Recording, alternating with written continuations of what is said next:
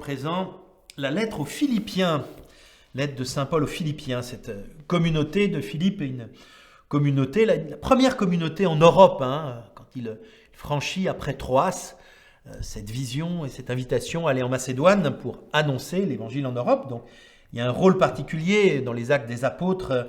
On entend en particulier les démêlés que Paul aura, mais aussi toutes les rencontres et les très belles rencontres de cette première communauté. Là, Paul s'adresse explicitement, il est avec Timothée, Paul et Timothée, serviteurs du Christ Jésus, à tous les saints dans le Christ Jésus qui sont à Philippe, aux évêques, aux épiscopes peut-être on pourrait dire, aux diacres, à vous, grâce et paix de la part de Dieu notre Père et du Seigneur Jésus-Christ. On voit donc dans son adresse que Paul s'adresse à une communauté qu'il connaît et à ses responsables. Cette lettre, il le dira, elle a été écrite en prison. Alors il y a plusieurs temps de captivité. Probablement, elle a été écrite lorsque Paul était en captivité à Éphèse. On sait aussi qu'il a été en captivité en particulier à Rome. On sent des liens très forts, un ton très personnel dans cette lettre à cette communauté de Philippe. Encore des questions de l'unité. On voit que finalement, cette question de l'unité, elle revient de manière régulière. Et on retrouve toujours l'unité en reprenant sa source dans le Christ. Et on voit comment Paul, déjà dès le premier chapitre, explique le sens de sa captivité. Il est en captivité, mais rien n'empêche finalement cet évangile, et il a toujours cette mission de maintenir la communion de toutes les églises.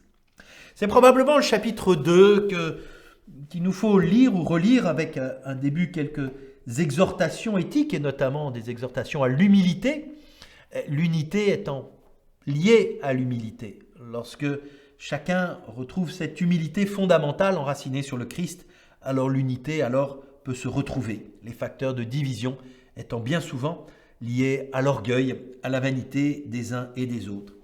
Et cet hymne du Christ qui s'est abaissé, du Christ pour lequel on appelle « Ayez en vous les sentiments qui furent dans le Christ Jésus ».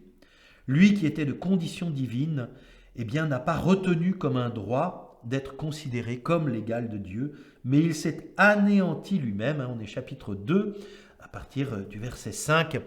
Tout cet anéantissement du Christ et dans lequel les chrétiens sont invités à rentrer.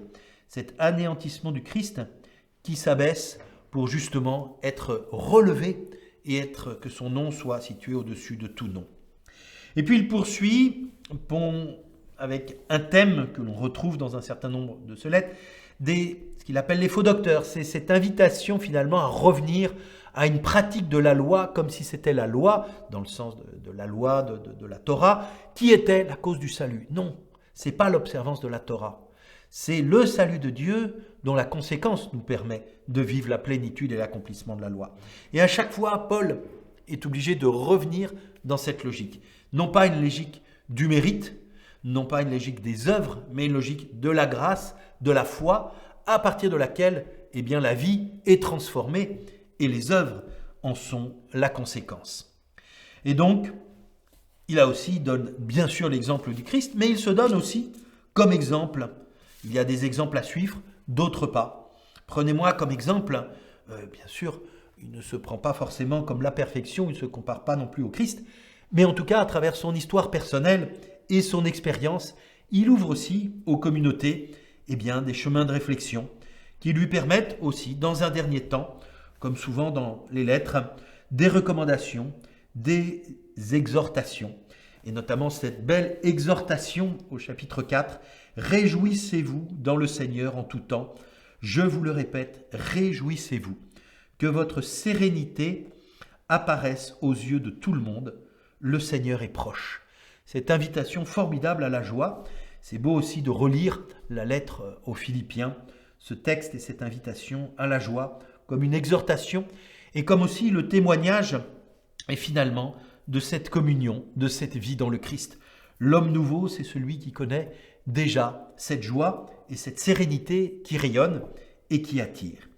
Et puis, ces remerciements pour des secours reçus, on voit aussi dans le contexte comment saint Paul c'est être reconnaissant, c'est lui-même rendre grâce, c'est lui-même voilà, faire valoir celles et ceux qui, à travers leurs actes, leurs paroles, eh bien, ont contribué aussi à sa mission.